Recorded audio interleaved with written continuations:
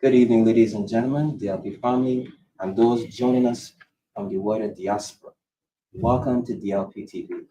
I am your host, Damien Fanus, and let me first apologize for our late start. Tonight, our topic is Blueprint to Rescue a Nation, Time to Take Back Barbados.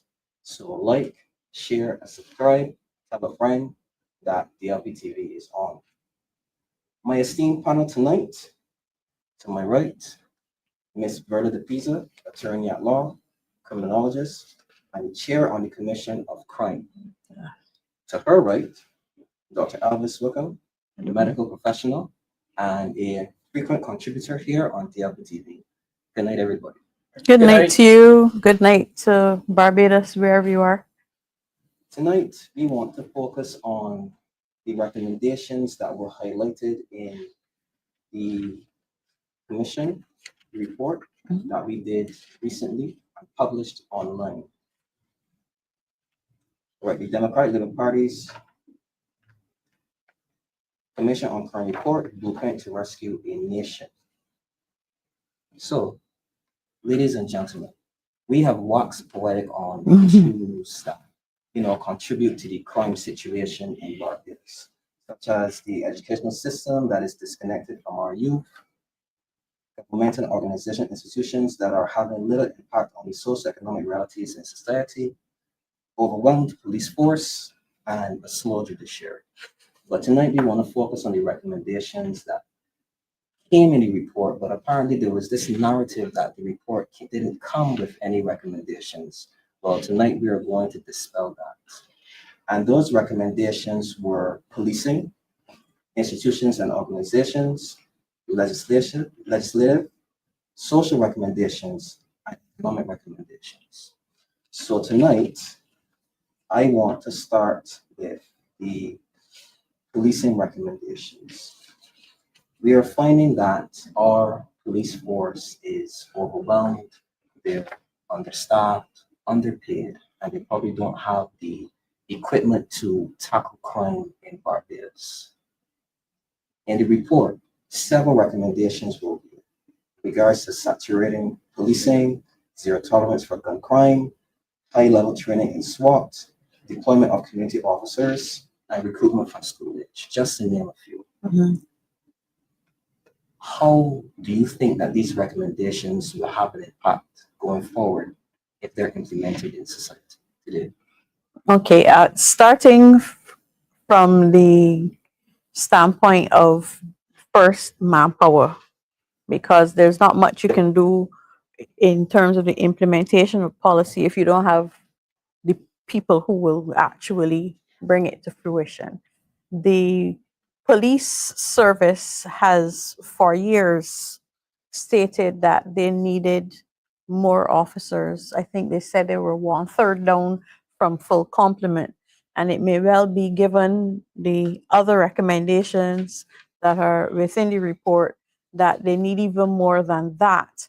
The intention is first to get up to full complement, but in the meantime as well, because it's not a one after the other process, but in the meantime also to skill the officers that we already have.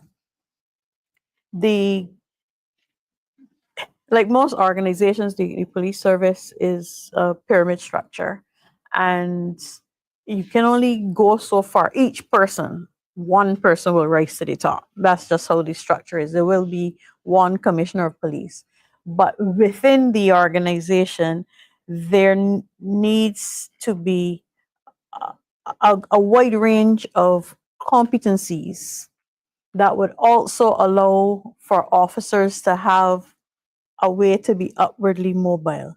This is important because stagnation in any organization will mean that you're not operating at optimum. And we would always want our police service to be at its best. So we need to get the numbers up, and the method that is recommended to get the numbers just on the mathematical adding up of police officers is to start recruitment early. cadets is in the schools. So it is not as though we are unused to having recruitment within the school setting. And once we sell it as a viable career choice, then you won't get all, but you will get some gravitating towards the police force from early. The things that will get them there are, one, knowing that there is, some means of progression within the service. Two, that you are well compensated, because our police officers are not well compensated, including that they are not insured. And this is something that needs to be rectified. The vehicles are insured, but not the people within the service. So to get the different competencies means that coming into the police service, you have greater options besides just being on the beat. And a modern police service needs several things.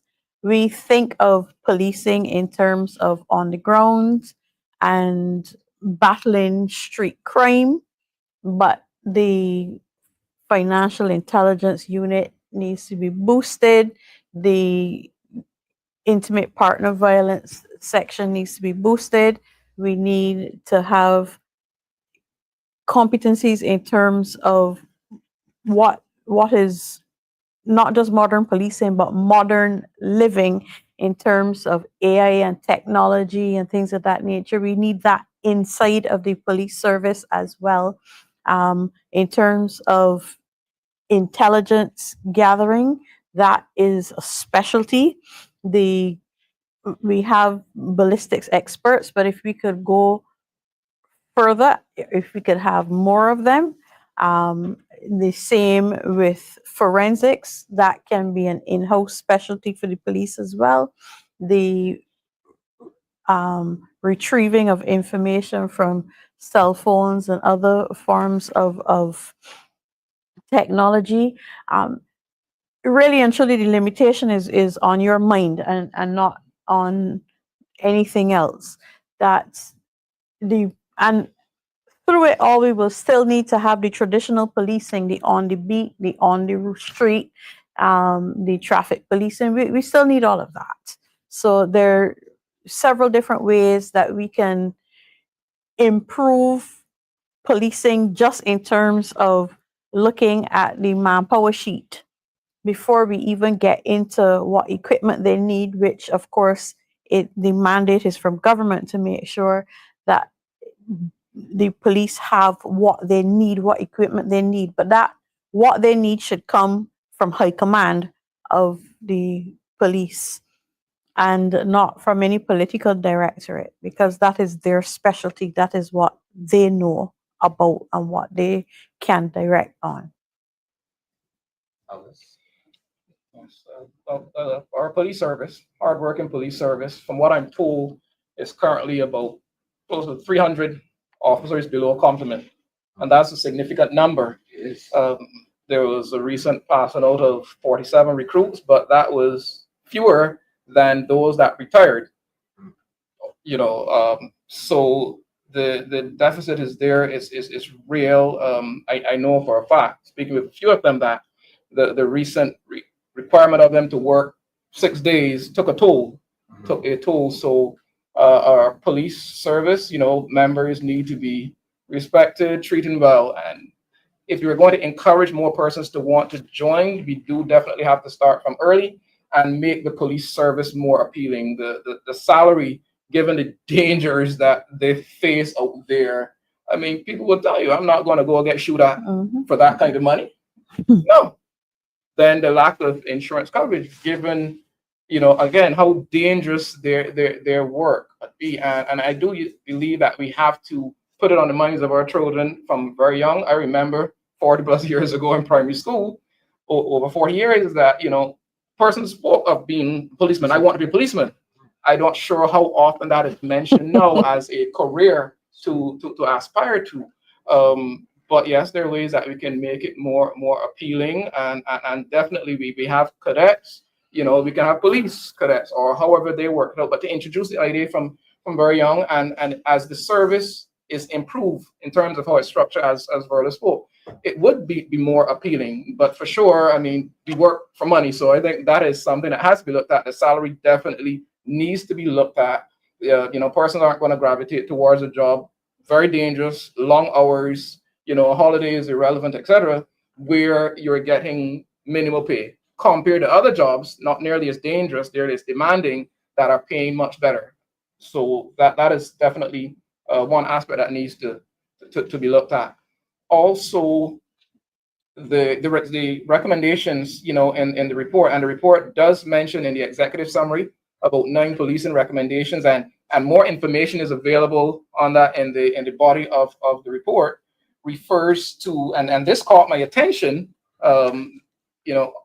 refers to police officers being permitted to retire with full benefits, after 25 years of service, certainly by age 50, something that the Police Association has called for and is supported by the report, the recommendations, and I can endorse that, because again, it's a high stress job, and stress in my job is something that I pay close attention to, that I work with various individuals managing, and to sustain that level of stress for 40 years, if you enter from very young, as we would like to see persons entering police service from very young, to sustain that level of stress till age 67, is very difficult. So certainly I believe it should be there as an option, and that is one thing that could also raise the appeal for other persons to join the police service. I listened to what you said just now, because I do remember being younger, playing cops and robbers. I guarantee you, I at least had about, if I had 10 friends, at least 7 of them wanted to be a policeman. That was at least your first career choice. We saw recently that the police came out and said that they weren't even paid for the overtime that they had worked for these 6 days, this mandated 6 days. Now, they didn't even get their overtime paid.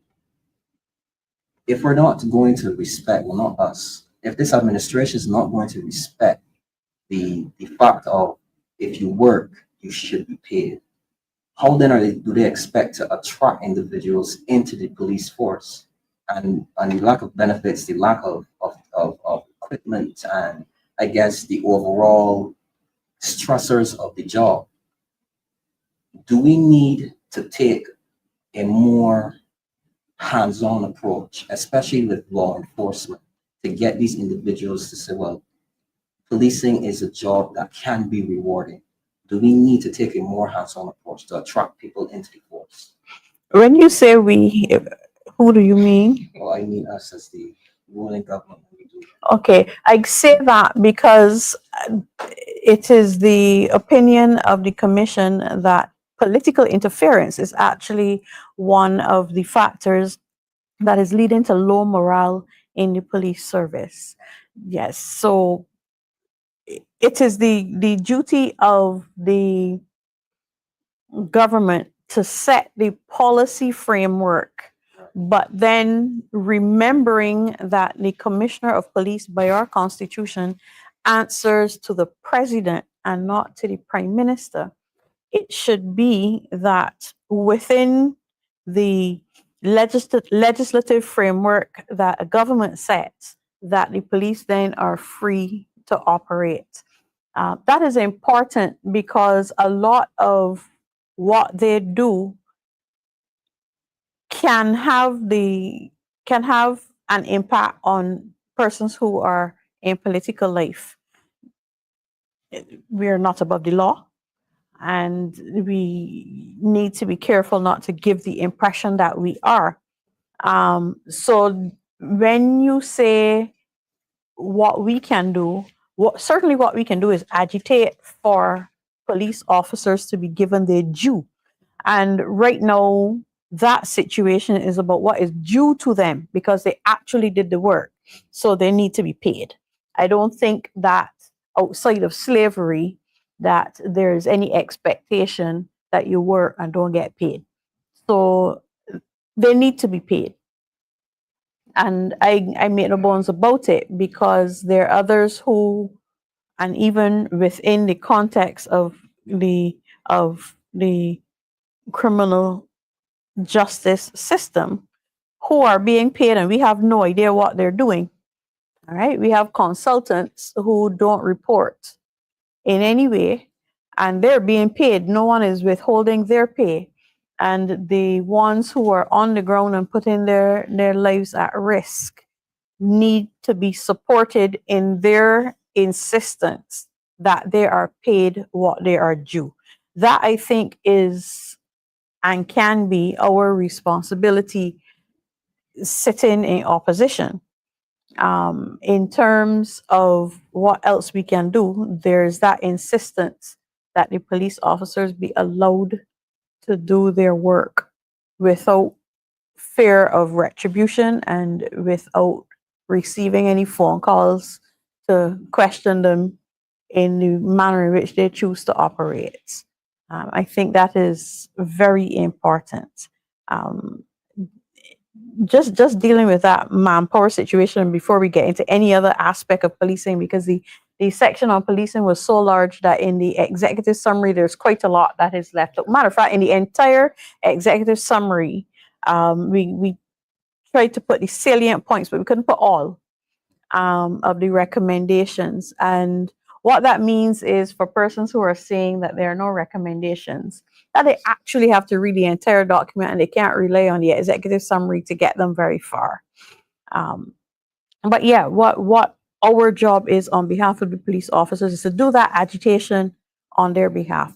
I think the entire country owes it to them to be insisting that arrangements made with them be honored. Yeah, this government has found money for all manner of things. Government finds money for what it wants to find money for. It's found money for consultants. It found money to pay those persons known to the law, pay the policemen. It's simple. I think the minute you put that stipulation in place, someone should have been looking at how we are going to pay these police officers and ensure that the money is there to pay them. That said, I found it interesting, Verla, that you mentioned that as far as how we posture ourselves as a party, we have to be mindful that the police commissioner reports to the president and not the political directorate, and that no one is above the law, and that we have to be careful not to give the impression as politicians that we're above the law. Correct. And immediately my mind went back to a situation not that long ago when I heard a certain political make the statement case closed regarding a matter. And I said, well, since when does that person have the right to determine whether the case is open or closed? But yes, definitely provide a supportive environment. We have been agitating on behalf of the police. Opposition leader has agitated on behalf of the constables and did that repeatedly because our police need to be given their due. It's a highly stressful, dangerous job. I've seen many police officers, in the office, and I'm aware of the toll that it takes. So you find money for other things, pay the police. I'm looking at a recommendation here that calls for the deployment of community officers to engage in community and projects and initiatives. What would that look like? Now, several years ago, I believe it was in the 1980s, the police initiated this. This is not new to Barbados. Huh? The Pine was a flashpoint, and yes, they put an outpost, but it wasn't just about having a visible police presence for hardline policing. The officers also engaged in developing a rapport with the people in the area. That meant getting involved in the sports, getting involved in all of the community projects, organizing competitions and groups and neighborhood watches. And the police were very, very involved in the community itself. That has several benefits. The first one is right now, the level of trust between the police and the public is, I dare say, at an all-time low. We see it with the videos that come out when the officers are engaging in operations in communities and how people, their feelings come to the fore. We see it often in the newspaper as we have reports of assaults and cursing officers and things of that nature, things that you would never have heard of that often before. No, it didn't happen. Community policing is a method of engendering trust. It also has the other impact of developing intelligence. Intelligence in the military sense, in that you are gaining information beforehand to head off problems. The recommendation, which is not fleshed out in the executive summary, is that these officers not only be trained in terms of community, how to manage in community, but also how to diffuse in community in terms of mediation and being that first point of settling disputes among neighbors, so that people will come to police officers when they have issues, come to police officers when they have information. And we did go through a period when the pain quieted down. The mistake that we made was not, one, continuing it, and two, extending it to become actual national policy, not just in flashpoint areas, but if you are heading off something, you don't wait till it becomes a flashpoint then to deal with it. You make that your MO, your modus operandi. This is what we do as police. We have a unit that is out there making nice with people. Understanding that there are going to be moments when the police have to be hardline as well, because that is their mandate to protect. But part of the serve and assure has to be that that softer side of policing is not ignored, is not subsumed under that harder part, because then what you always get is that rubbing, that the friction, yes, and you want that the police who are part of society are not feeling like they have an us and them situation, that they always feel like they are in confrontation with people. And we also want that our people feel like they can come to the police. So to have that two-way street, to have the gelling, the juxtaposition, you need to cultivate it, which is where the community policing comes into play. And I hope that if nothing else is adopted by the present administration and the present high command of the police, that they do that. It's not just about putting an outpost in the pine. It's not just about commandeering a property in 6 roads and using that. It is actually about building that rapport, getting in the community, working with the citizens directly, so that you get to build that trust back that has been missing for some time. Trust is actually what I was going to speak on as well, as why police, community policing is so important. The report did find, the study did find that public trust in the police service at the moment is definitely not where it should be. Mm-hmm. And one way of improving that is by effective community policing. It sounds fancy to say that what we need is an all of island approach. If you see something, say something. But as it is right now, persons have various reasons why they were reluctant to speak, and one is the lack of trust. And we do want persons to say something if they see something, but we have to ensure that we create an atmosphere and an environment that fosters that encourages that. And one way certainly is police being in the community, showing interest. The softer side, as we mentioned, there will be a place for being firm, hard. I mean, you have to deal with criminal element, etc. But if you want persons to share information, give information, persons need to develop that trust. And on a point of when trust goes in relationships, you know, it has to be rebuilt, and sometimes it can take years to rebuild what you lose in one incident. Correct. One incident that looks bad on a clip, you know, circulated on the internet can erode, you know, what you know, might have been worked on for the last 2 or 3 years or even longer.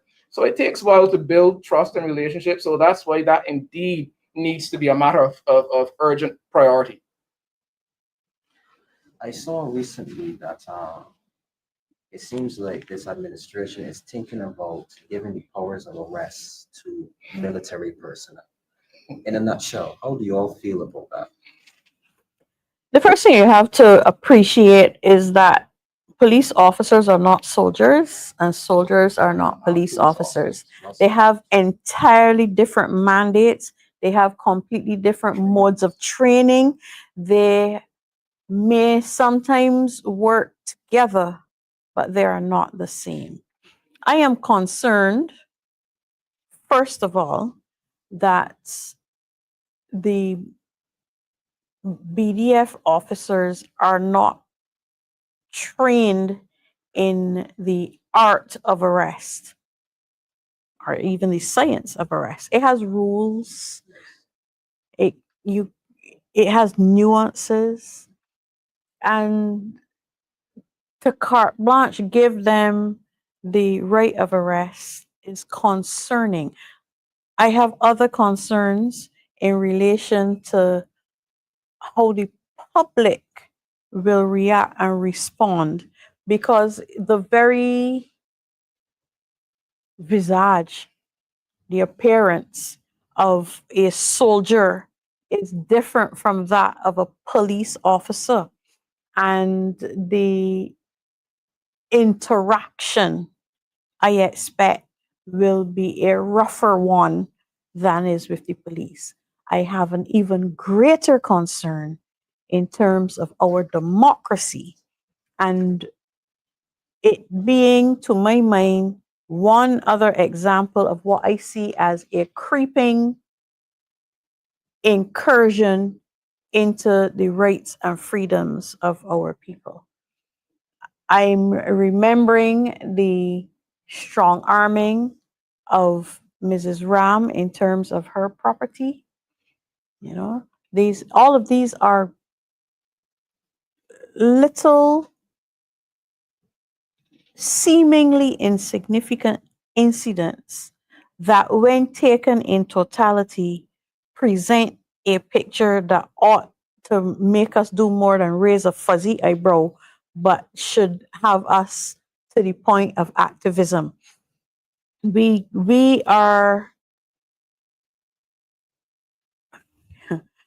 became a republic in a forthright manner. And I'm just mentioning a few of the, they're not even knee-jerk, because a lot of them seem very, very considered without taking note of the impact. I'm going to go out on a limb and say that it goes so far as being an abuse of the power that you have by having such an awesome mandate in 2091, that there's an arrogance to it, that you can do whatever you feel like and nobody can tell you nothing. All right. And it is seeping through in these small ways. But if you think about the small leaks that you get in a pipe and you don't attend to the small leaks, the pressure bursts in the pipe. That's where the problem comes. And I am watching these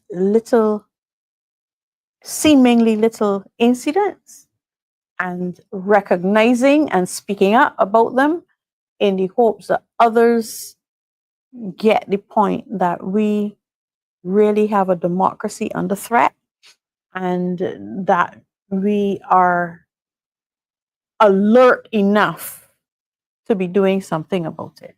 Yeah, it really is worrying.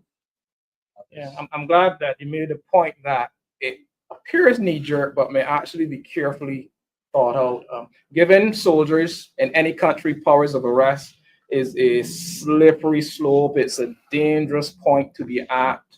Yeah, from my vantage point, police and soldiers are trained very, very differently.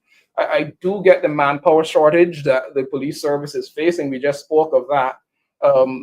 But a better option, sir, from my vantage point, would be, and I've seen this in operation many occasions where during times of heightened police work in field, you will have police being accompanied by a soldier or even two soldiers, but there is a police present.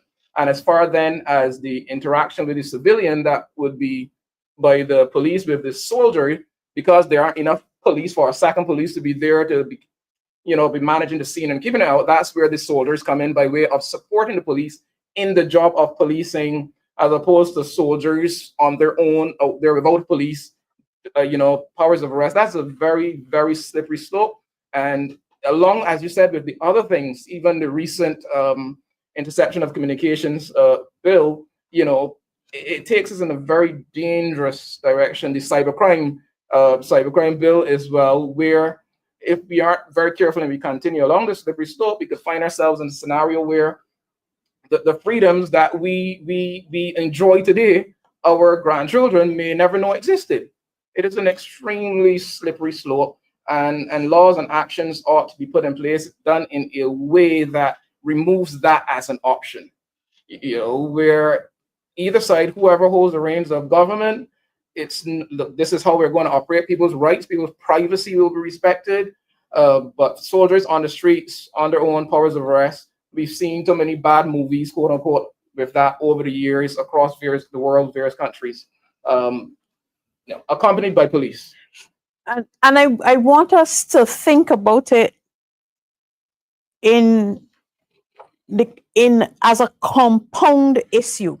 We talk about the Computer Misuse Act, the proposed new Computer Misuse Act.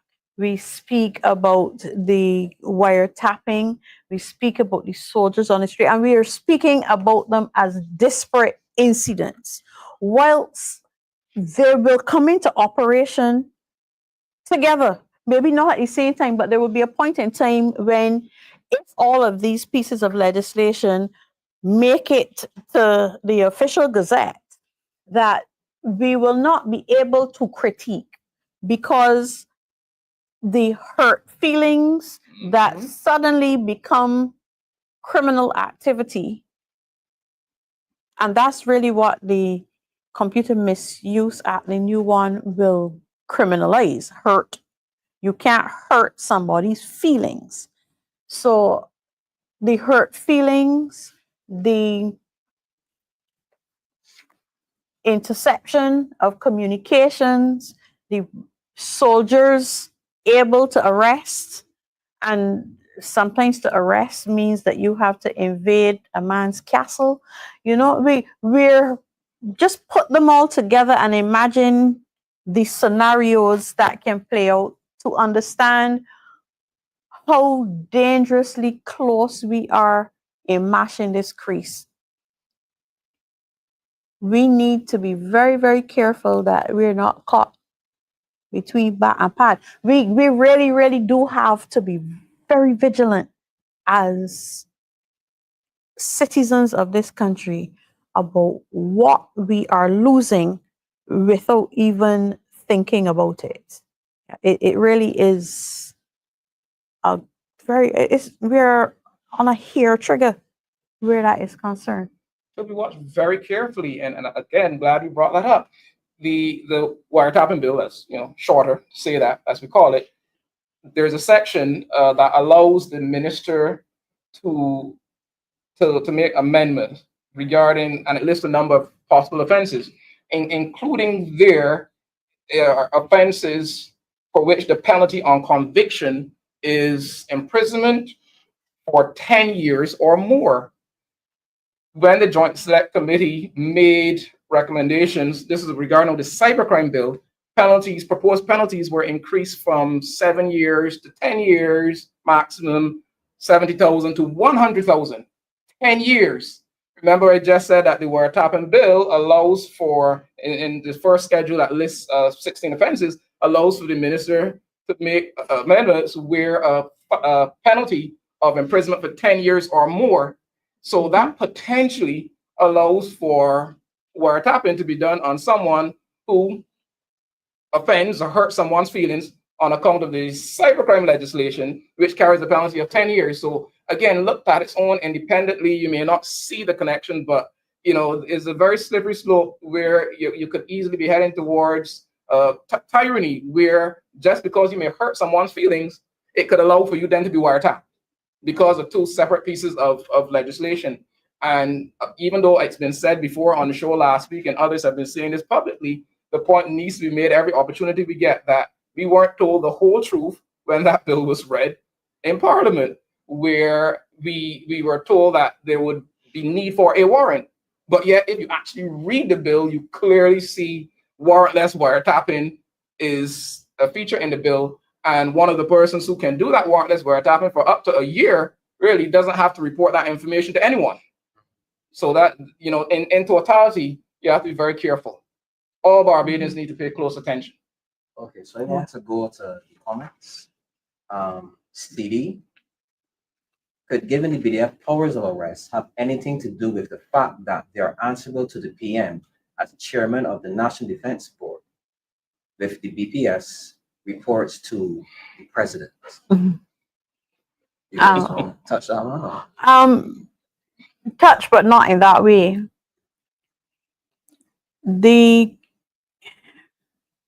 Really and truly, all of them fall primarily under the president.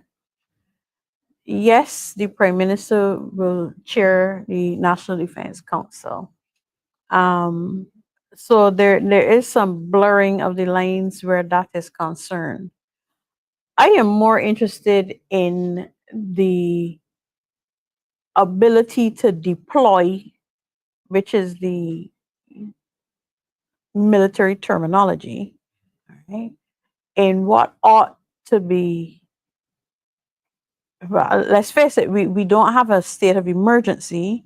We don't have any military circumstance. So I am more interested, regardless of what the thinking is, it is the reality that we have to address. And with the firm understanding that the ability to deploy soldiers on the street, just the imagery is a bad one, a very, very bad one. And to think of a soldier arresting someone is beyond the pale. I am fully expecting, as an attorney at law, a whole slew of new clients where this is concerned. Not just being real, because you are going to be colliding with people's constitutional rights in a whole new way. And if there is one thing that I can attest to in recent years, is that, and I suspect that the Constitution has become a focal point in recent years. But people are more willing to test their constitutional rights than they were before. And it's probably because they're now more aware, having gone through that exercise nationally of looking to revamp the Constitution. People are more aware of what their rights are, and they are approaching the courts in increasing numbers where they wish to have those constitutional interests solidified by a decision of the court, a declaration of the court. So I do expect that it will be, because it is a point of friction. It is a point of friction. So I expect that there will be some litigation coming out of it. For one, whether it is legal is going to have to be not just debated, but determined by the courts. I wouldn't try to get into the prime minister's mind to determine why, she said what she did. I would just repeat: bad imagery. The idea of soldiers on the street arresting persons, that's bad imagery all around. I do not like it. I do not like it at all. I mean, it is the fact that it was even mentioned, is an admission really that the government of today has allowed the crime situation to get where it is now. That we even need to be considering in Paradise, Barbados, taking such a step. You allow the situation to get out of hand, and we could talk for the rest of the night on the many missteps government made along the way in dealing with the crime situation in this country. But yeah, soldiers on the street arresting persons, bad imagery. I'm glad that you made mention of the knee-jerk response to the escalating crime. I'm going to shift focus now to the institutions and organization recommendations. And one of those recommendations speaks of crime prevention rather than the response. Unpack the policy in regards to crime prevention, because when I think about crime prevention, I think about the youth, which means that you try to get them, mold their minds, try to steer them away from a life of crime. Unpack what a crime prevention policy looks like. Wow, it looks like this entire book. There are really two responses to crime. One is before the crime has happened, one is after the crime has happened. Crime prevention is, for the most part, looking to head off crime. The young people is the obvious jumping off point, but really it is an exercise that is geared towards the entire population. So when we look at social re-engineering, which is what Barbados needs more than anything else, because what we have right now clearly is not it. So the social re-engineering that is required is going to go to the foundation of everything that we have. So it's not just about young people. The young people are an easy focus. And we could start with them in terms of building new, thoughtful citizens. The way you do that is to have as little opportunity as possible to be upset with society. So let's start with the education system, because that's the hot and happening topic right now. I don't think that there is any dispute that the education system that we have now worked well when it was implemented and perhaps for another generation, but that the law of diminishing returns kicked in over a generation ago. We are behind the eight ball. Pardon all the sports references, but we're behind the eight ball when it comes to education reform. I remember that there was a paper in the 1980s or early 1990s which spoke to education reform, and it was great, and that was it. We have an education system that is not responsive to a 21st century world. So we have young people who, from young, can swipe on a screen. They can't speak properly, but they know how to manage a device. And then they go to school and someone gives them a book, a paper. When books already exist in an electronic form that they're probably going to be more receptive to, that is more conducive to the teaching, we want to be scratching on a blackboard when years ago we had the Etch-a-Sketch, and it has moved well past that now, where the mode of teaching has evolved and has run past Barbados.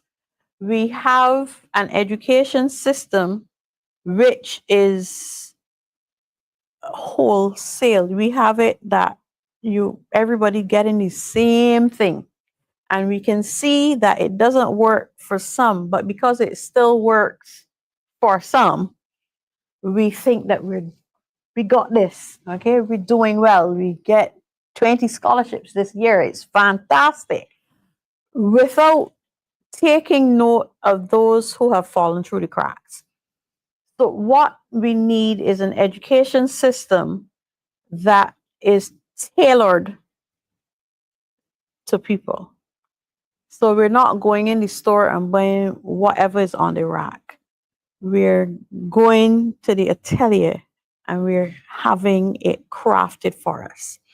Sounds difficult, but it really isn't. It's about having a system that is sufficiently malleable. And the good thing about true education reform to suit students is that it's also a job creator. So we get to reskill or have new persons come on board with skills that can make an education system that fits everybody. There's a space for everyone. It's not about changing from classes to grades. We really need to have deep and meaningful change, not cosmetic change. And that's just one aspect, that because you asked about the youth. But we are too small a society to be okay with leaving people behind. So our welfare system, our social services also have to be up to scratch. They don't have to look like what they looked like before. It is not that you're trying to recapture what you had before, but it is about looking down the road. In another 15, 20 years, that's an entire new generation. And you want to have shaped yourself that that generation is able to shape for the next generation, because you're not shaping for yourself, you're shaping for who is coming next. So it also has to be responsive. You have to be sufficiently nimble that you can make the changes. So our housing has to get better. Our standard of living has to improve. Our cost of living, we have to get the reins on that. And it really calls for more willpower than anything else. Huh? So the reshaping and the reframing of a society is about everything, and it is about everyone. And I think part of why we are where we're at with our crime situation is that along the way we forgot that we were dealing with people. We talk about the dollar sign so much in the last 7 to 8 years that we actually forget about flesh and blood, you know. And the balance sheet looks great, but the EKG machine is not ticking as it should. So it is about getting that balance right. The economy matters, but so do people. So it's about getting that balance right. The social re-engineering that we need has to raise the profile of people to the profile of the dollar, you know, and get the whole of country working for the benefit of our people. Because if you're not doing it for the benefit of the people, then you will have the anarchy and the disrespect and the antisocial behavior that we are seeing now. Elvis, crime prevention a cornerstone in social strategy? It has to be. It has to be. It has to be. I mean, in my line of work, prevention is better than cure, because sometimes, you know, you miss something early on, cure is next to impossible. You're into palliation, damage control, so to speak. So yes, definitely prevention is better than cure. Having spoken on education, I wouldn't touch on that, except to say that, you know, when you're going to roll out something great and fancy and glorious, talk with the teachers. Yeah. I mean, I can only quote what I saw, which is union rep mentioning that they haven't been spoken to in over 2 years on this matter. So there are going to be inevitable teething and other issues with these great and glorious plans that you put out there and you didn't consult with your foot soldiers, so to speak. Other aspects of crime prevention that address institutions and organizations, you know, NGOs, and as well as government agencies that look at the matter of parenting. Parents need help. Parents need help. I mean, a person becomes a parent as a function of biology, but parenting is a lot more than biology. It was 40 years ago. and it is definitely more than biology today. So they need help from government agencies. They need help from religious organizations. They need help. So that needs to be strengthened, and each social agency, religious organization that dealing with persons have to look at how they can help parents, because you strengthen what's happening at home. Parent is able to do better parenting, along with being able to manage cost of living. That is one. It is not the only thing, but that is certainly one pillar that will help to stem the tendency towards criminality from a very young age. Also, we had the idea growing up, well, 80s, late 70s, 80s, even to some extent in the 90s, the idea of community support. It was kind of unofficial, but you said something or you did something before you got home, parents knew, and you were dealt with. So we had, input at school.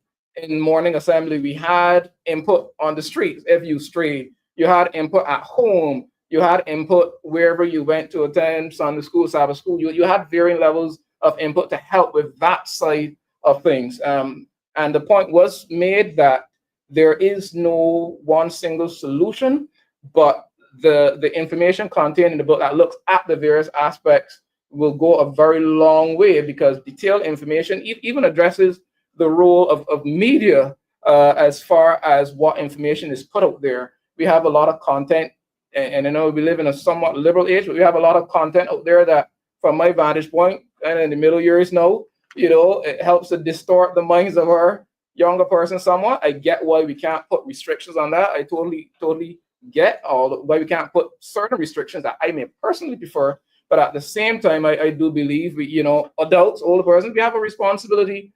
The things that we allow into the minds of the children in our care. Even the matter of devices. So, okay, they have the devices. They're on the devices for school now. It's a given. Every child from primary school to the end of secondary mandatory education has to use a device at some point. And we know that is difficult to police, but we have to look at safeguards as much as we can. Parents need to be taught about that so that they can then impart that to children. That is just another aspect again. So various aspects need to be looked at as far as from a very young age, pointing our children in a different direction.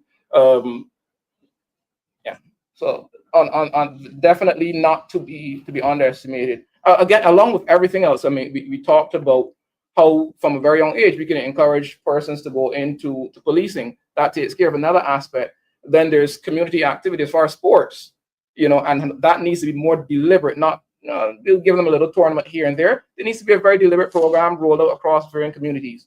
But stronger communities, better for everyone. I want to speak about an area of social engineering that we don't consider often. I'm going to put it that way.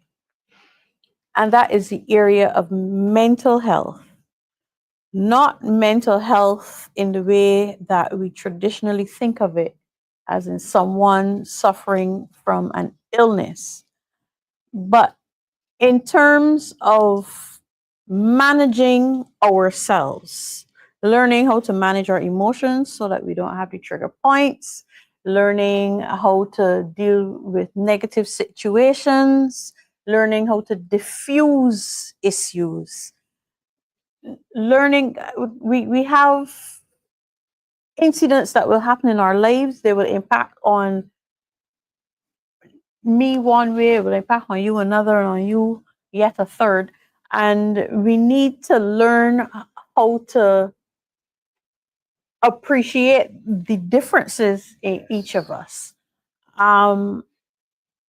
We don't, as a nation, pay as much attention to the nurturing of our souls in the way that we do to the management of our bodies. Everybody goes through some gym phase, they whether it is that you want muscles or you just want to look good in the costume for Kadooment, or you just want to feel good about yourselves and look good in your clothes, you know, like we go through phases. It might well be just simply a New Year's resolution. Do we take similar caution and care with our mental health? Not to the point where we are in need of rehab or we are in need of medical intervention, which also matters, but in the realm of the prevention, where we can see how that it spills over into criminality at times, especially in the domestic situation, especially in the neighborhood dispute situation, the struggle over land, which is it is a thing.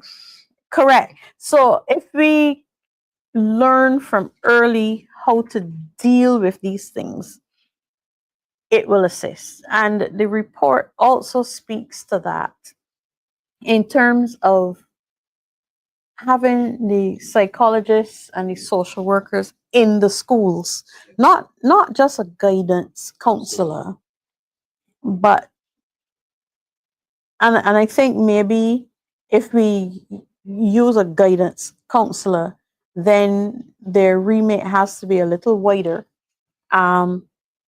because they too have Given their the breadth of the qualification. problem, you need more of them. Correct. We need more of them. And we need to not only be reactive about it, but we need to have this as a conscious teaching of soft skills to people, that it becomes second nature to do the right thing, that it becomes a part of us as being Barbadians to consider others, you know, that we have those niceties coming out of our pores, you know, and we don't have to be in conflict as much as we tend to be. We see the fighting and the thing, you know, we Everything see starts it. with violence. Yeah, we see it. If we could head that off by, you know, paying careful attention to our mental health in the same way that we pay careful attention to our physical health, I think that we would reap benefits as a country as well. So let me read some comments here. Let's see. So Jonathan B. When we look at Barbados debt profile, the profile of our dollar is a deceptive measure of our financial situation. See, we read another one here. Eric Smith, the DLP needs to ensure this blueprint reaches the widest possible audience and convince the public of its seriousness, which I do believe, and I agree with you, Eric Smith. I'm going to, we touched on the prevention. I'm not going to touch the response at all. Mhm. What I am going to look at is the reintegration into society, because I think that people forget that individuals who might have been punished for a crime, spent time in prison, most times they come back out and then they are repeat, right? And we don't want that situation where someone is a repeat offender, because then you're just taking up resources, you're taking up the court's time, and of course you're creating more victims. So what does a policy of reintegration look like? How do we achieve this? Okay, I don't have permission to call her name, but like I have to give kudos to Kim Ramsey for her body of work. She's found that 7 out of 10 inmates will be rearrested within 5 years, and 3 out of 10 will return to prison. Those are fantastic numbers in a small society. By our Penal System Reform Act, rehabilitation is mandated. I don't know that it exists in any meaningful way outside of the legislation. And I say that because the high level of recidivism suggests that it does not. We need, from a societal standpoint, to appreciate our role and responsibility in that reintegration exercise. The prison service, having received the inmates, has to take rehabilitation seriously. Now, I know that they take reskilling very seriously. So there's a farm, there's a workshop, there's a kitchen, they do vocational training, they do educational training. But in the process of rehabilitation, those softer skills also need to be developed. So we need to have the therapists and the psychologists in a systematic way. I was alarmed to learn recently that the art and music programs at the prison have fallen into abeyance. Now, the reason is staff shortages. They suffer just like the police do, and for similar reasons. It's just simply not made as an attractive, yeah. But there are critical interventions in the rehabilitation of inmates. Same with drug rehabilitation and mental health considerations, because those are issues that present in prison. The research around the prisons also suggests that the tearing of the social fabric in terms of the crumbling family, not having the village raising you, as Elvis pointed out, these are things that are deficiencies that are understood and appreciated, but still unaddressed in the prison system. So we need then as a policy, not just about NGOs and volunteers going into the prison and doing things. There's a role for that, but as a policy to ensure that prison becomes a reschooling of the predominantly young men who are there, that they not only learn a skill so that when they come out, they have something that they can do, but they learn how to function in a society. And then, because there's not much point doing it out there, and those of us who are on the outside of society are not also retooling ourselves to appreciate that they have served their time and their debt to society, and to give them the space to show us that they can be different. It has to be all of that. We have to have the rehab inside of the prison, and we have those of us on the outside to rehab our minds in terms of how we react and relate to them when they come out. The term soft skills come out there again. As I said before, better to prevent the problem than try to play catch up. I will emphasize get back to something you said earlier, Verla, which was that we need, and I was so happy to see this recommendation in the report, that soft skills need to be taught from very young, from nursery level. Well, at home, I went even younger than that. I was like, from the time you're a baby and arm, I'm about soft skills. The reason why I say that is because it is very important that we understand, all things being medically equal, all a child's brain does, particularly children under age 5, to some extent up to age 7, but certainly young children, so that includes nursery reception level, all a child's brain does is learn. And that, therefore, is the ideal time, not just to teach reading, math, and fundamentals of English, etc., but to teach those softer skills. Given where society is at, it has to be constantly repeated and reinforced as they get older, because they're seeing messages telling them otherwise. As far as prison and recidivism, which is significant, people matter. I certainly think it's better to invest in reducing recidivism than to then spend in lost lives, which is extremely significant, terrorism in society, and a whole heap of other problems, you're going to spend a lot more. You're going to do a lot more. So as the report front to cover, details the need for improvements in staff complement, because we're talking here about need for more social workers, counselors, psychologists, guidance counselors, but we have a shortage. The report also addressed working, liaison with University of the West Indies and secondary schools by way of helping to direct persons towards particular professions where there is need. We don't want a situation which seems to be the case where we're educating a lot of persons in areas where nationally we don't have need. And then another thing that occurs is where we have qualified persons that actually can't find a work because the post doesn't exist.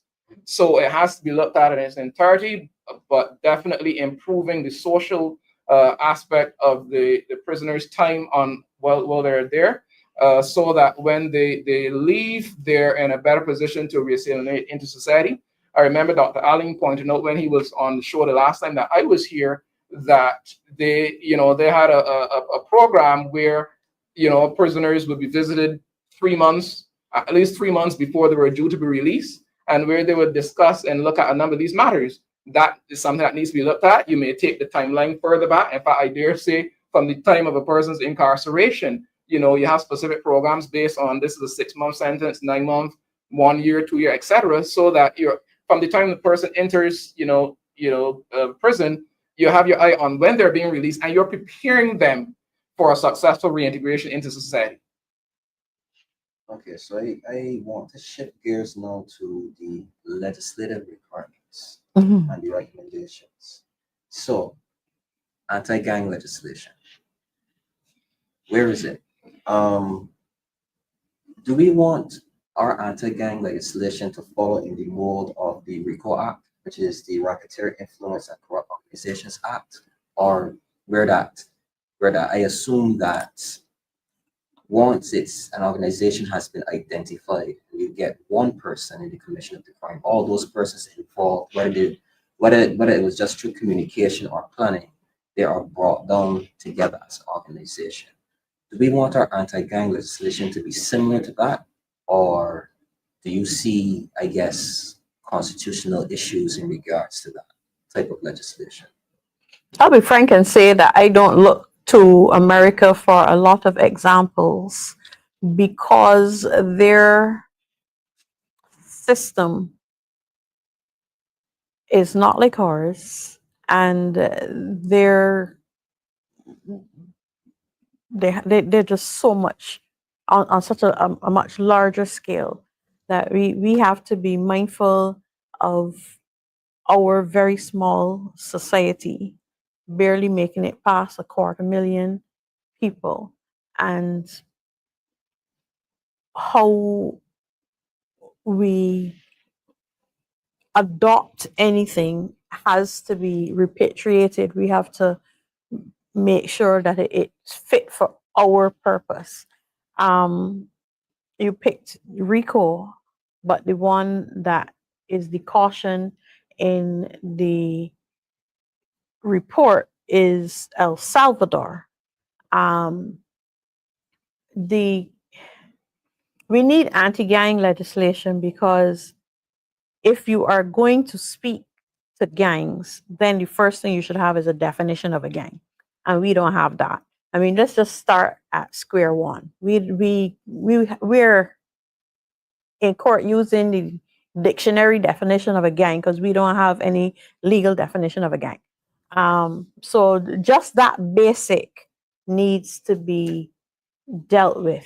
But then in terms of excoriating, cutting off the head of leadership and dismantling, because sometimes you can cut off a head and several grow out of it, and the dismantling of organized crime.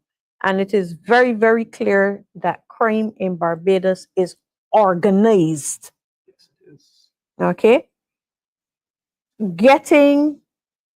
I will go so far as to say manhandling organized crime has to be a significant plank in the fight against crime in Barbados. I am not just speaking in terms of the loose commentary, but we only have 2 gangs in Barbados. I'm not falling for that craziness. When you have marauding bands, because that's basically what it is, when you have a car full of young men who are stopping at bus stops and grabbing whatever, moving on to the next bus stop, that's a gang. Okay? So in our minds, we are speaking in terms of garrisons and who's running the drugs trade and who's, moving weapons. That's fine. That too is part of it, but we have to get that definition correct first so that it can address all of the real life situations that we are dealing with in this country. And that is the principal reason why we need to have the legislation. Let's make sure that we know what we're talking about when we say the word in a legal context, in a social context. Let's know what we are talking about so that we're all on the same page when we are speaking, because I'm fairly certain that the scenario that I just gave doesn't occur to very many people as being organized crime. So we need to have legislation that guides us. That is why we give, and it is not even an exhaustive list, because as you go through, you will appreciate that there's so much that needs to be done in terms of, and this one probably will jump people as well. When you have, and no disrespect to car dealers, this is just an example that comes to mind. If you have cars coming in that are from suspect sources, organized crime, cross-border organized crime, okay? Without definitions, we're left with treating them as, ordinary theft, ordinary fraud, but these have transcended. It is a type of crime that can operate underground, but often is right in our faces. And if we don't get it right, then we will not have the correct responses to crime. So that particular piece of legislation is important. It doesn't matter so much what template we use, so long as we are not lazy with it and just wholesale incorporate it into our legislation. It is important that we ensure that whatever legislation that we have, that it is fit for our purpose here in Barbados. So let's get the definitions right. Let's understand what it is we are looking to root out, and it gives teeth to the work of the police on the ground if they know that they have this in their arsenal, that they can root out a particular type of crime that has the potential to destabilize a society. Small societies, advantageous in some respects, disadvantageous in others. Everyone knows everyone. I've long wondered why anti-gang legislation was not there. In fact, I think the time spent on tint legislation could have been spent on anti-gang legislation. Just, maybe the anti-gang legislation would take a little longer. I'm not a lawyer, but it would have at least moved the needle towards anti-gang legislation. So just as a lay person, I'm wondering why we clearly have gangs by the dictionary definition of such. We clearly have gangs operating in Barbados. Why hasn't it been a priority? And then one has to wonder, or maybe we do not have to wonder that much, because as often is the case with gangs and organized crime, is that the threats run very high. The threats run very high, and perhaps the persons don't want those threats coming to their back door. What will you find if police are truly authorized to go independently and look at the matter of gangs and do the investigations and find out how high this thing runs? But I believe most Barbadians would agree that the individuals running around with guns committing these heinous crimes aren't the ones bringing them into the island. Most persons would say that. You ask, that's what you will hear. So the suspicion is clearly that the threats run high, and that is perhaps one reason why government has been slothful in terms of trying to, or even talking about anti-gang legislation, far less bringing it to Parliament. So definitely something that needs to look at. You arrest lower level operatives who are, yes, the ones out there committing heinous crimes, but you get rid of them. The persons higher up have other individuals who will just come and do what they did. You haven't moved the needle. We've been arresting, and our police service, from my vantage point as a layperson, again, do a pretty good job, a pretty quick job of finding who the individuals are and arresting them. But where are we? Situations continue more or less unabated because the guns are still there. There's still persons moving and other contraband around. So yeah, anti-gang legislation needs to be looked at as a matter of urgency, because clearly we have gangs operating, but like I said, perhaps the willpower isn't there to go all the way to the top. So I want to move on to the social recommendations.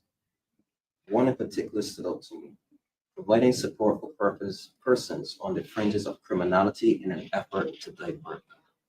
I believe that this is a very, very, very important recommendation, because there are individuals who are so depressed economically that there's sometimes that the attraction of someone telling them, come and do this for me, put a weapon in your hand, you can earn a little money. It becomes attractive, especially when you cannot afford, basic needs. You have children to feed, you have bills to pay, or basically you are just so poverty stricken that this is the only out that you have.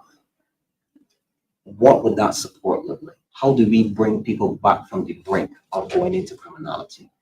I'm so glad you asked that question, because I listened to you read it, and I would be very frank and say that the ambiguity of it jumped out at me. And that's the danger of trying to condense something that is you're into an executive summary. So let me be clear and blunt. It's not about paying criminals to stay away from crime. That's definitely not it. For one, I say this all the time and it bears repeating. You give money to a fisherman, he's going to buy a boat, he's going to buy a net, he's going to buy a rod, okay? You give money to a criminal, he's going to go and buy the tools of his trade. It will not make him step away from a life of crime. Matter of fact, you just made it lucrative to remain one. So it is not that. It is the support that they need. First of all, is that you make crime look less attractive. So the police work, and they do a fantastic job in terms of arrests. That is the first thing. You have to make crime not pay. That's the first thing. The second thing you have to do is have viable alternatives as options. But the most important thing that you have to do is to inculcate in a person that social consciousness that makes them divert themselves from crime. That is a personal responsibility, but it is one that can be taught. When we used to have civics, it went the way of the dinosaur, and you have to teach people how to be good citizens. You make that a point. Then you have the opportunity to do good, because if you don't have the opportunities to do good, then you've failed.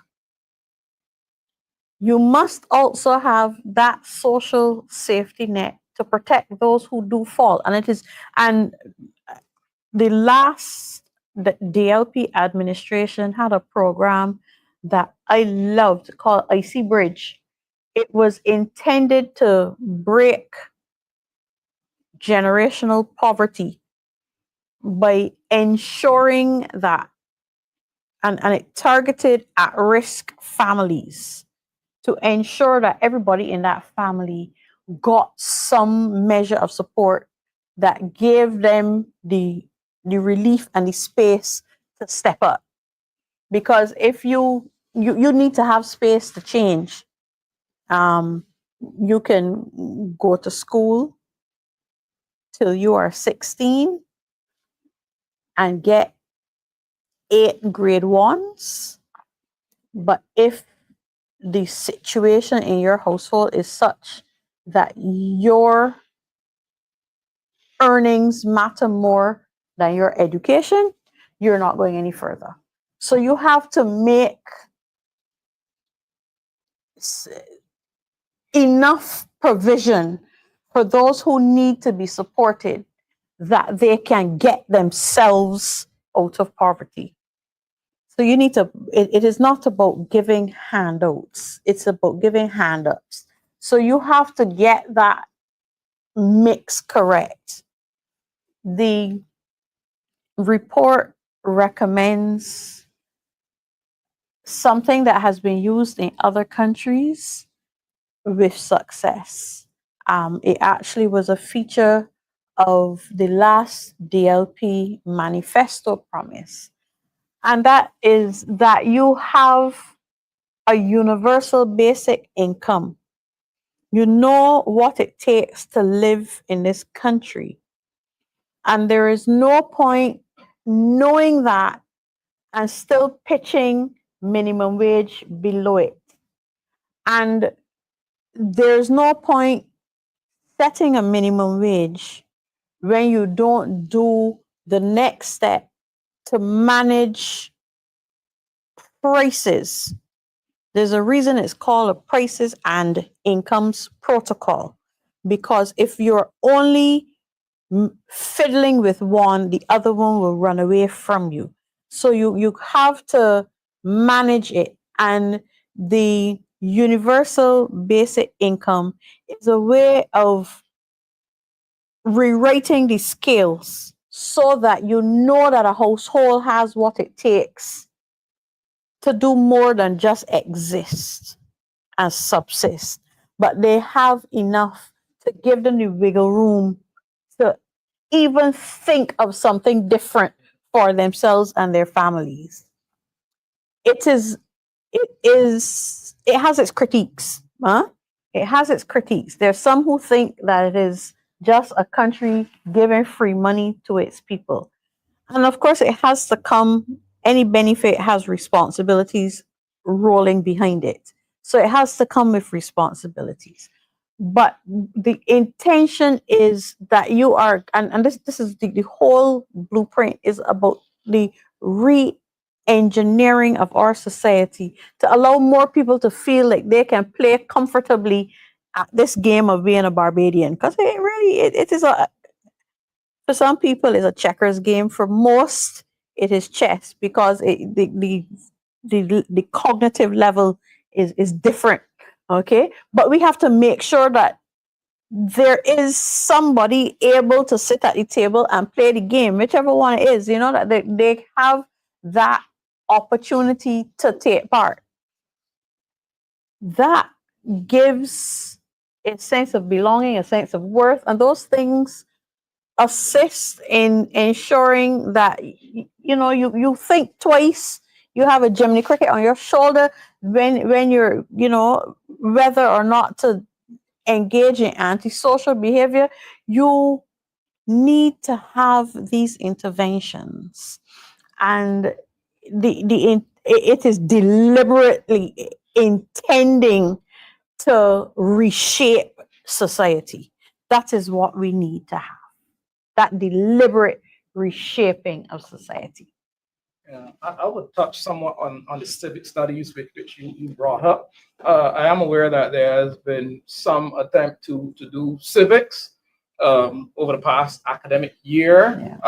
From my vantage point, okay, it's a start, but one aspect that I certainly think needs to be included is that of duties of citizenship. Civics needs to be more than the structure of parliament and the structure Correct. of government and how elections are done. That's important to know that, but that can be done in relatively short time.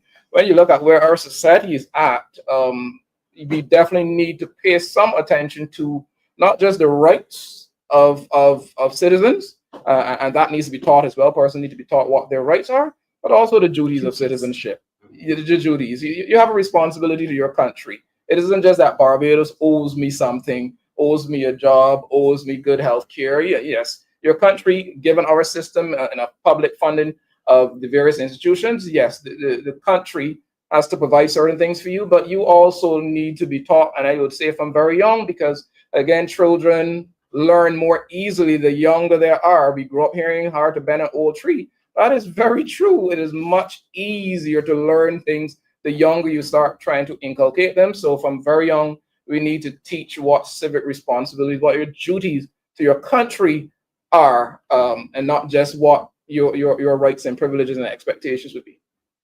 Because the civic studies is one of the recommendations on the social recommendation. Yes. And I think that civic studies are very important. I don't think I've ever studied anything civics unless I think it's it probably touched on something similar at BCC. I think so. Can't remember the name of the subject right now, but because I think it dealt with ethics. The subject itself. The subject is escaping. The name of the subject escaping me right now. So I wanna touch on a question that I have for you. Do you think that maybe our punishments right now are they an effective deterrent? Because we seem to have this attraction to crime. These people, these individuals who, one point in time, you would see individuals hide their faces when they come from the courts. But now it seems like it's a Cub Scout badge to just go to court and come home. I know that you're being charged for a murder, but you're pro. You're pro. So does that speak to maybe that the deterrents are not harsh enough? Or is it something that where we have to really recapture those minds, as Verla was saying?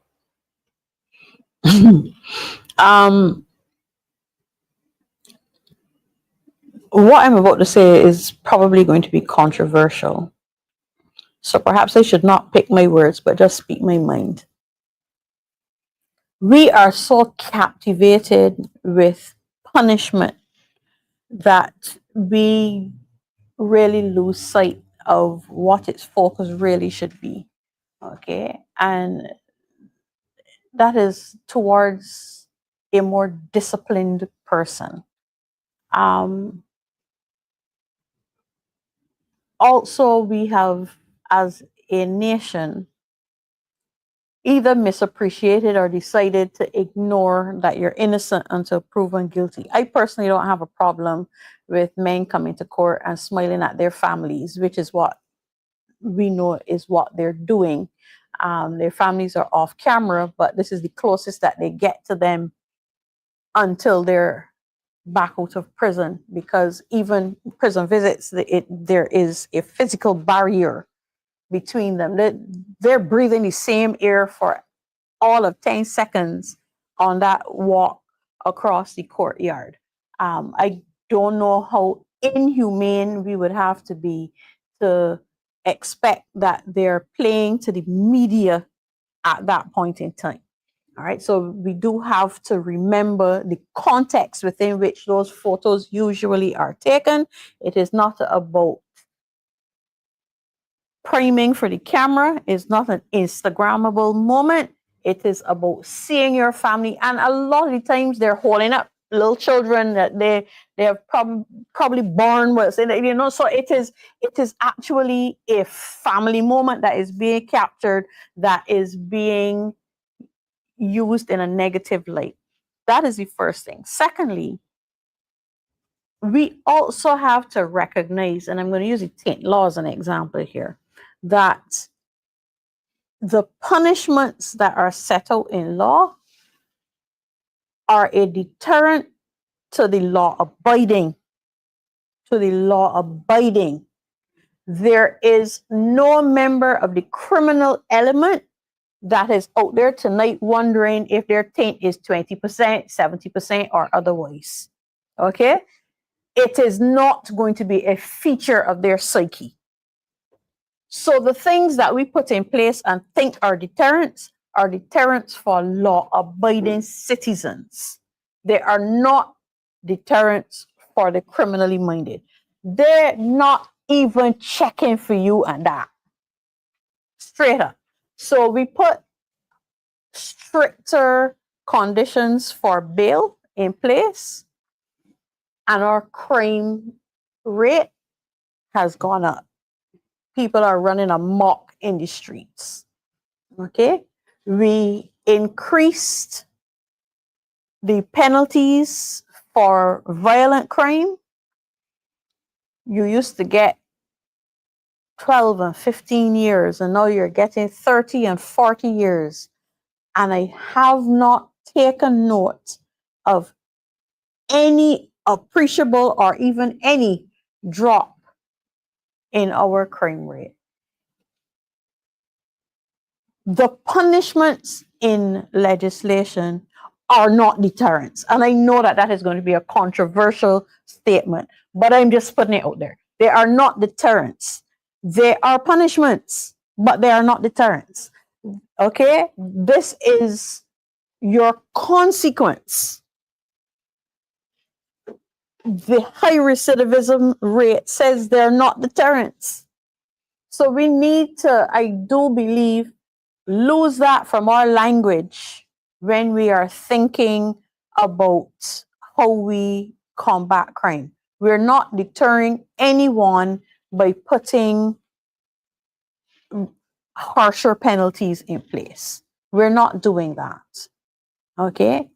Not the criminally minded in any event. The law-abiding citizen is going to run and get their taint tested and pay to get it removed and hope not to run into the police. They're not getting a certificate, so they're going to hope that what they put on now is good. They are going to lose sleep over it. And the criminal element is going to steal the next available car without checking whether it's taint will pass muster or not. They don't care. That is not a concern of theirs. So when we put legislation in place, it is for the order of society. If you have to be removed from society, this is what you're going to face. But don't expect that it is going to be anywhere in their psyche as they decide to run down the street with guns blazing, knowing full well that there's CCTV all over the place in Barbados now. They are not deterred, okay, by that. So please know that they're not deterred by hearing that they will get 30 years now instead of 15. That only enters their mind at the point of being found guilty and coming to sentence. Not another moment does it even cross their mind. Elvis, just dismantle that. Well, I'm going to play a host a little bit and ask a question as a layperson, because I'm not in the law course, except I'm called to give evidence, and I don't particularly like that. As a layperson, the public tends to think, well, okay, we're not deterring them. Why not? Since we hear it's only a small handful of persons who are out there lawlessly running amok around the country, a lot of the public tends to think, why not incarcerate them for a longer time, that should give you more opportunity, more time to rehabilitate, and at least since it's only a small handful of them, we will have some peace on the streets for the time that they're in, being rehabilitated by effective programming. What about that? That's what people out there tend to think. Well, if you look at it that way, then yes, fine, go ahead and do it. But please know that somebody's out there stepping into the breach. And it is probably why we're seeing younger and younger persons being arrested and charged for a crime, because a generation of Yeah. criminal has been sent away for 20 and upward years. Mhm. So somebody is stepping into the breach. Okay. I would not put it past the criminally minded to also work out that the criminal justice system treats younger people different from the hardened. Okay. And to play to that gallery, so to speak. Part of the management of crime is the swaging of the law-abiding public. You have to put their minds at ease. But I do throw out the question. We haven't made bail difficult to get. We haven't carried out the penalties. Are you more comfortable? Has it worked? And if the answer is no, then let's try something different. Okay? Let's understand and appreciate the role of a sentence outside of deterrence. And I would go so far as to say, because people are talking about bring back hanging, you're deterring exactly one person when you hang someone, the person that you just hanged. Trinidad hanged 9 men over a 2-day period only because the sunset and midnight rolled over. But it was a continuous hanging of 9 men back in the early 2000s, late 1990s. And it hasn't They've helped. gotten worse. Okay? You deter that man because he can't come back and do it again. You haven't deterred another soul. So let's stop talking about deterrence. Let's focus our minds on prevention, which has a wider reach than deterrence, and give that an opportunity to create a different type of citizen for Barbados. So I'm going to move on to the final recommendation, which is the economic Hmm. recommendation. And you Yeah. see that I'm gonna actually read these out saying that they're short. So recommendation 1, United Nations under the Sustainable Development Goals Initiative, where we seek funding for that. Source grants aid as opposed to loans. Rationalization of the expenditure of government to funds project, and the diversification of the economy to generate jobs and provide revenue for projects. So, Madam Chair, Mhm. please unpack these economic recommendations for us. How are we going to fund the, as you say, the prevention of crime? Let me start with the fact that Barbados right now has a debt burden that, to my mind, is untenable. I'm hearing economists say different things, but I'm listening more to the undertones. When I hear the IMF use words such as an ambitious plan, I know that they're really saying this here bound to fail. When I hear a Frexim bank lending money with one hand and then offering caution with the other, I understand that they know that whatever is the contingency on that loan to fill in, they're satisfied they're getting it. Okay. I am reading what is not being said from the manner in which it is said.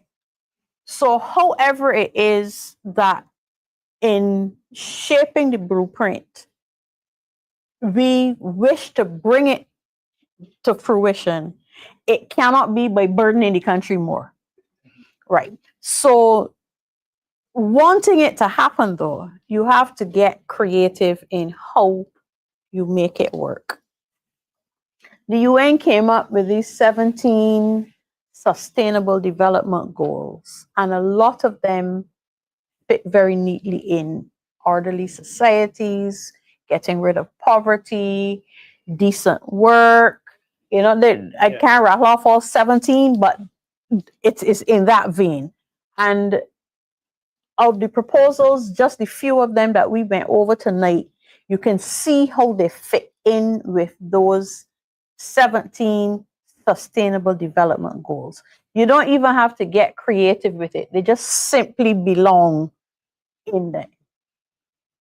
And then the United Nations has provided grant funding for countries that are looking to meet these sustainable development goals. You have to get your proposal writing structured well, because every country is going to be going after free money. Well, except Barbados, apparently. But in any planning of your policy, you should be keeping an eye on the dollar and where it is going to come from.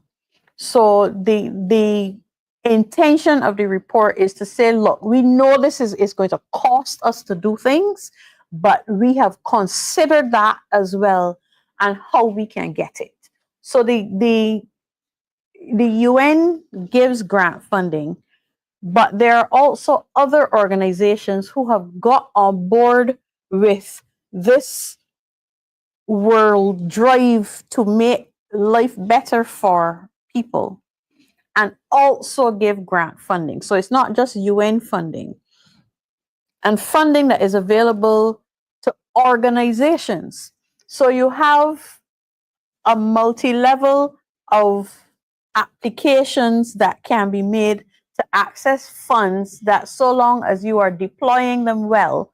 And I say that because the Auditor General's report suggests that we could do better in that forum as well, how we actually manage the money that comes into us. Just picking the latest and not even the low-hanging fruit, because we don't seem able to get any fruit from that tree. The whole project and the millions that are unaccounted for, and the inquiry that we were told that was coming, and the Auditor General pointing to not just misfeasance but malfeasance. The difference is an oops and an intention. Okay. Becoming more prudent in how we manage our money is important as a small island developing state.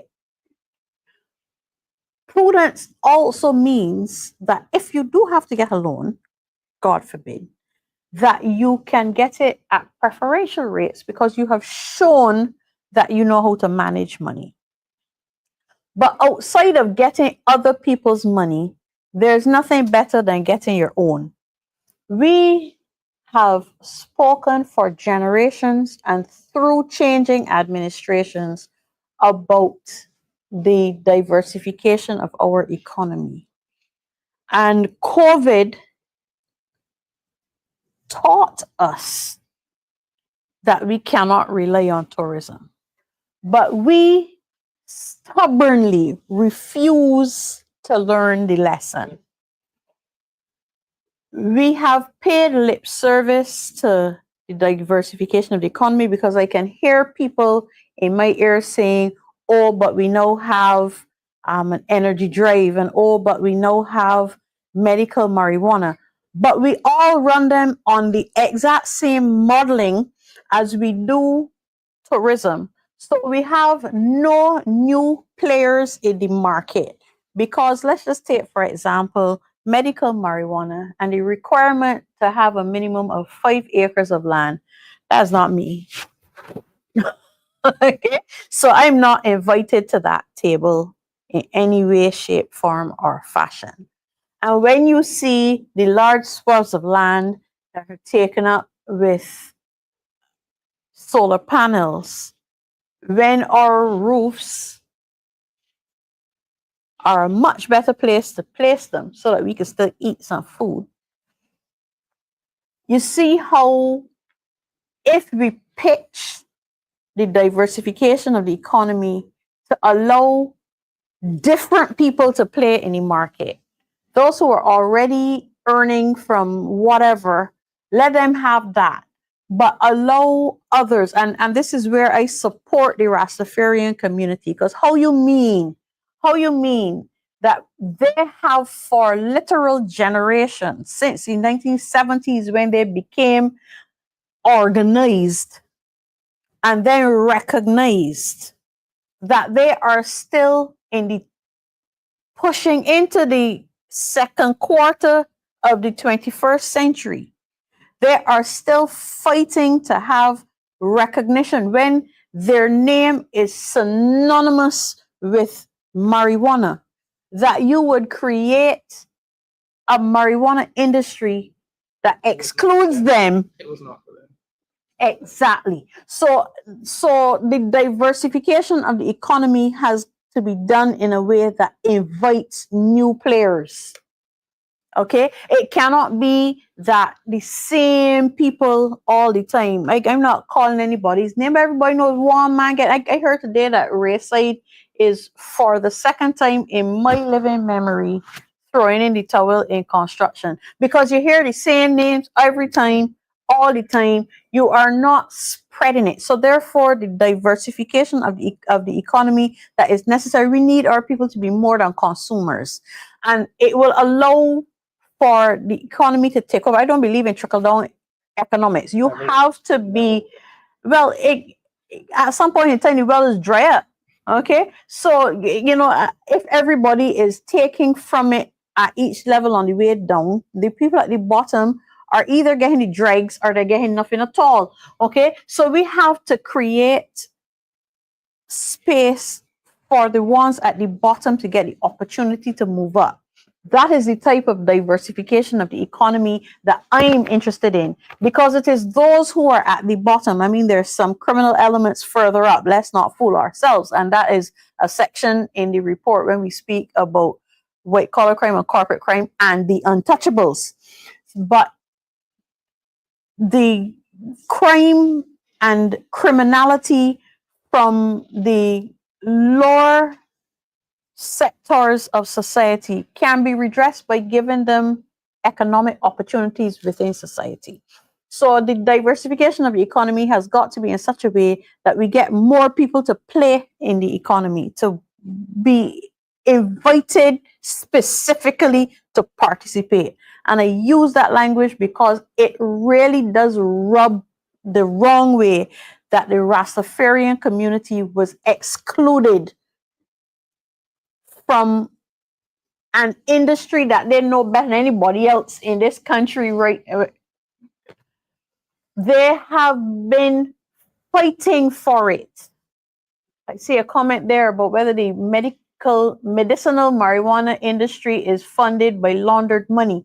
Until we get through with those sections that we haven't had the opportunity and won't have the opportunity to deal with tonight, in terms of white collar crime, corporate crime, and the untouchables, we can't answer that question, okay? Because we haven't had that in-depth investigation into any of it.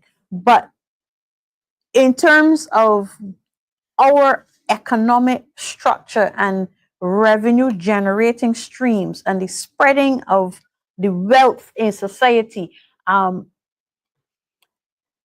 spoke to it earlier in passing, the role of the UE in creating opportunities and spaces for our people. All of that is important in the funding of the blueprint that the report speaks of. I will read something from the report. Barbados needs to make positive steps toward feeding itself. This both saves and generates revenue. By raising the profile of agriculture, it will encourage greater participation. And I emphasize that because I thought COVID provided us with an opportunity to be serious about diversification and not just plain lip service to it. We were brought to our knees and lower. You know, tourism was nothing. We had to support the tourism industry during that time, and we emerged from COVID even more committed to tourism than we were before going in. And I mean, I grew up here and don't put all your eggs in one basket, and we more or less have done that. I look at the matter of food security. There's literally nothing you could debate, but almost nothing more important than feeding yourself. We import most of what we use. That is foreign exchange. The little we are getting from tourism, that is going back out. And the most significant thing the Ministry of Agriculture has done in the last few years is work on a medical marijuana. You know, a medical marijuana industry, which, you know, that's another debate and so on. But Ministry of Agriculture, feed yourself, save revenue. And it's an opportunity for persons, if we address the various issues, including predatory larceny, that could make it a bit more attractive for persons to go into. So you save revenue going out, which is revenue that can go towards funding programs, as well as you're feeding yourself. Another aspect pointed to in the program would be, you know, being serious about the creative industry. You touched earlier, Verla, on the music and art program that existed in the prison that is now defunct, which, you know, provides an avenue for persons on leaving prison to get into, to have income generating opportunities. So, you know, there are ways that you can save revenue, which can go towards other programs, and ways that you can generate. Also spoken to in the report is the whole matter of rationalizing government spending. Oh man, this government wastes a lot of money. Yeah. I mean, hoax project is one thing. We do not know where the money is gone, but I guess that's the definition of hoax. But they waste money, and their priorities, you know, isn't so much about the people. It's much about looking pretty and big names and buzzwords and so on. And people are struggling. People at the lower levels, trickle down economics from my vantage point, it really benefits, if at all, the people at the bottom, because the folks at the top take what's for them. God help you if you get a drip at the bottom. Yeah. So, you know, there are ways, but definitely government spending can be rationalized. You know what rubbed me the wrong way in the last week and a half? Tell me, please. Tell me. We had glitz and glamour for the whole crop over season.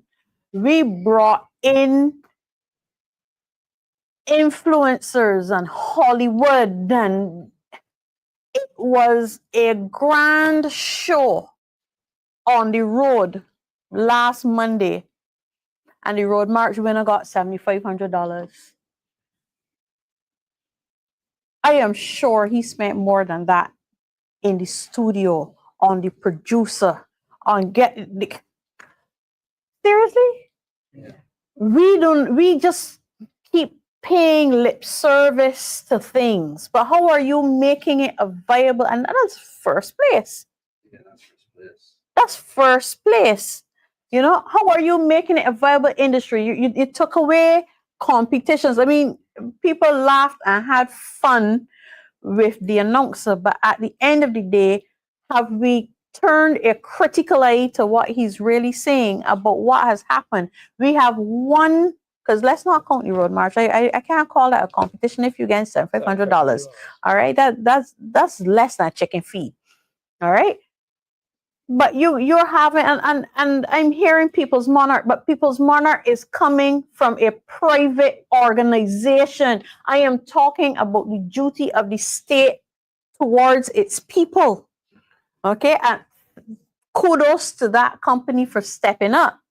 But to have an entire festival that you promote, that you say is revenue generating for the country, and that's the little chicken feed that you handing out. You know, you are not telling our youngsters that this is a viable profession, that they should expend their energies in this. You know, you are not saying that we value your contribution. That rubbed me the wrong way. I love that song from the minute it came out. I could see it on the road. Okay, it had stiff competition for me from Mole coming on to the end, but just me personally. But that song hit hard from the first time you heard it. Okay, and I can see it having legs, thankfully.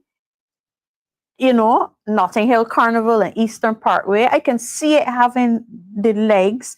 But again, here is where we last Democratic Labour Party administration put the Cultural Industries Development Act in place. And the intention is that you can make a living out of it. $7,500 for a whole year's work, you know, stop it. Wait till next year to get another 7,500. So that brings us to the end of our program. So before we allow the panelists to have their final thoughts, I'm going to go through some announcements that we have here. The first one being about the Democratic Labour Party Commission on Current Reports, Blueprint to Rescue a Nation. That is online now for public consumption and download at www.dlpbds.org. That is www.dlpbds.org. It is online for those who want to read it, download it, and share it. Next announcement, Barbados and Friends Mental Health Awareness Association USA, in collaboration with Mr. Dilro of the DLP, the representative for the city of Bridgetown. Back to School Family and Friends Day. Place to be, St. Ambrose Primary School, Cypress Street, St. Michael, Barbados. The date, Saturday, August 16th, 2025. Time, 12 noon to 2 p.m. There will be back to school giveaways. From what I hear, Mr. Rowe is giving away 50 bags, 50 school bags for those children who are planning to go back to school, and the parents, I know for sure, would appreciate the gesture of these bags being handed to their children to help them with the school costs and expenses. There will be fun and games for children 4 years to 11 years. And as I said, free book bags and supplies. And finally, the Democratic Labour Party's 70th Annual Conference 2025, it is upon us. A party of the people, a future for all. Dates and times, listen very carefully. Friday, August 22nd, from 5:30 p.m. to 9 p.m. Saturday, August 23rd, from 9 a.m. to 6 p.m. And Sunday, August 24th, from 8 a.m. to 6 p.m. Let me repeat those times again. Friday, August 22nd, 5:30 p.m. to 9 p.m. Saturday, August 23rd, 9 a.m. to 6 p.m. And Sunday, August 24th, 8 a.m. to 6 p.m. The venue, the DLP headquarters, Kennington, George Street, Belleville, St. Michael. Final thoughts, lady and gentlemen. Okay. Well, first of all, thank you, Shirley. I've read your comment. I I so rarely wear any that I you noticed. I also saw a comment earlier that hopefully not me, but someone who actually knows about the topic can come and speak to the more technological opportunities that are available, that we can see being monetized by others that we don't have. Right, Maureen Denny's comment, that's correct, that we don't have the opportunity for here. I say not me because I'm still calling my children to help, and I say that unabashedly, that I embrace technology and recognize that I am not the generation to whom it comes naturally. And if it is that it is coming to you naturally, then you should be able to earn from it. I think that just makes sense. So hopefully some other show can address that issue and how Barbados can get on board. But I also want to say that the report is available in PDF form. It's been passing social media. I've got it back a couple times. If you haven't got it, you can reach out to members of the party because it has been put on the party chats and they'll be able to share it with you. I want to just briefly touch on something that we didn't get to mention tonight, which I was very very thankful that, you know, in the report, the commission looked at this, and that was a matter of victim liaison officers. You know, because so often it appears as if in our system, victims get forgotten, and that once a crime has been committed and arrest made and so on, it's all about the accused and ensuring that they have a fair trial, which is important. But victims of crime need to be remembered, and their families in the case of homicide. So, you know, that, you know, attention is paid to that as well. But in closing, you know, there is a role for everyone, as is stated in the commission's report, you know, non-governmental organizations, private sector individuals. But that said, government, you know, you read here the very last line, second last line of the report, government must not abdicate its role in the fight of crime, against crime. It must lead from the front. And I would say in leading from the front, not by passing suspect wiretapping legislation. It clearly has significant flaws, but lead from the front with careful, well-researched policy, competent leadership, and purposeful implementation. Not knee-jerk announcement about very large committees that achieve nothing, and passing legislation that has serious holes in it. You wonder if anyone even read it before they started speaking about it. So, but everyone has a role to play. Government must not abdicate its responsibility. The report is very comprehensive, and I must say I didn't get to thank you and on your efforts in bringing the report to its fruition, Madam Chair. I must say you did in your commission. Fantastic job. Fantastic job. So Thank you. can I get you on the hook for maybe a part 2 of this? You and Oh my, I don't know. We'll see. We'll There's see. so much. There's so more. Much, there's There so is much to more, go through, and yeah. I feel that we probably wouldn't be doing it justice if we don't at least touch. At least try to touch as much as we can and basically unpack it for the Barbadian public and let them know that this is a very comprehensive report. Yes, it is. With recommendations. Dozens of recommendations. And how to fund it. And how to fund them. With that said, the LP family and everyone watching in the wider diaspora, thank you very much for tuning in, and good night.